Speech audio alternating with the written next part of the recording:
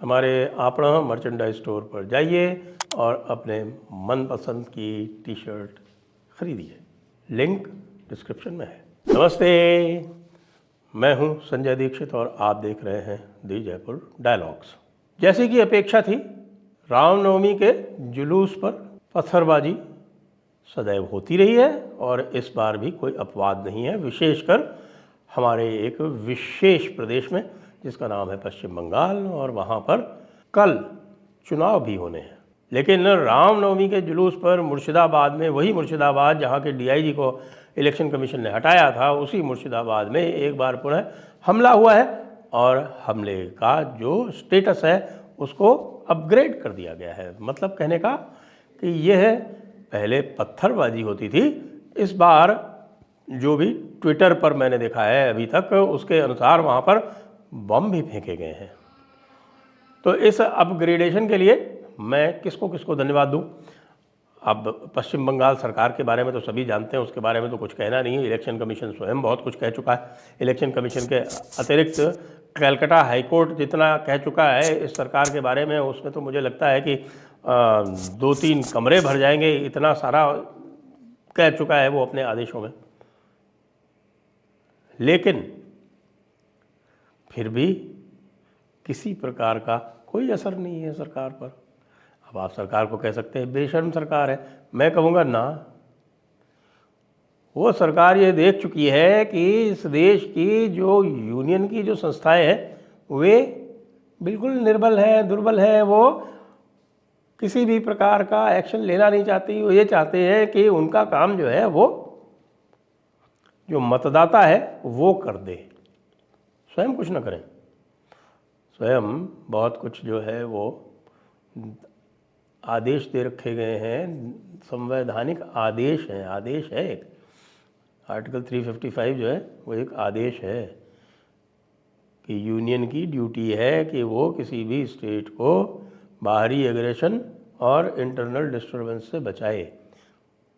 ये जो रोहिंग्यास आए हैं और जो बांग्लादेशी आए हैं, इसको सुप्रीम कोर्ट भी एक्सटर्नल एग्रेशन कह चुका है।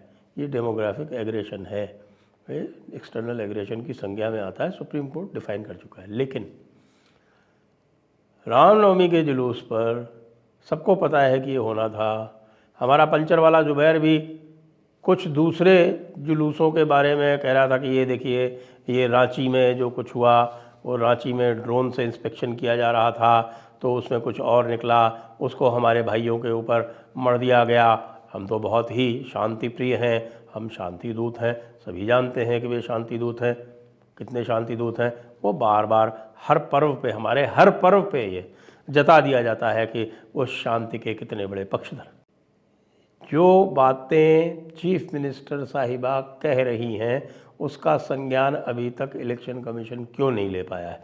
जो कुछ दिनों पहले जब मुर्शिदाबाद का डीआईजी हटाया गया था, उस समय जो स्टेटमेंट दिया था चीफ मिनिस्टर ने, वो साफ साफ प्रवोक कर रहा था। और ये भी उसमें कहा गया था कि यदि किसी प्रकार का दंगा होता है तो उसके लिए इलेक्शन कमीशन उत्तरदायी है।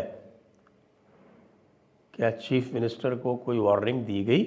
क्या चीफ मिनिस्टर के स्टेटमेंट्स पे, क्या चीफ मिनिस्टर के पब्लिक स्टेटमेंट्स पर रोक लगाई गई?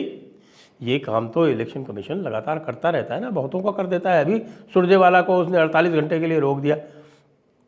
लेकिन यहाँ तो आपको संभवतः चीफ मिनिस्टर की जुबान पर पूरे समय के लिए लगाम लगानी पड़ेगी जब तक वहाँ चुनाव चल रहे हैं। इलेक्शन कमीशन महोदय, जी हाँ, मैं इलेक्शन कमीशन को एज एन इंस्टीट्यूशन महोदय करके संबोधित कर रहा हूँ। क्यों नहीं करते? क्या समस्या है? ये रामनवमी के जुलूसों पर, हनुमान जयंती के जुलूसों पर, अभी सीता माता का जन्मदिन आएगा, उस पर हमारे यहाँ तो भाई पूरा का पूरा जो सनातन संस्कृति है वो तो उत्सव की संस्कृति है। यहाँ तो रोज़ उत्सव होंगे, पूरा जीवन एक उत्सव के रूप में। तो ये उत्सव से जिनको समस्या है तो समस्या उनके साथ है, समस्या उत्सव मनाने वालों के साथ नहीं है, क्योंकि इस देश की परंपरा है उत्सव। उत्सव मनाने वालों के साथ कोई समस्या नहीं है। जिनको उत्सव से घृणा है उनके साथ समस्या है, तो उनका मानसिक उपचार कराया जाए और जो कानूनी उपचार है वो भी कराया जाए। जय हिंद, जय भारत, वंदे मातरम।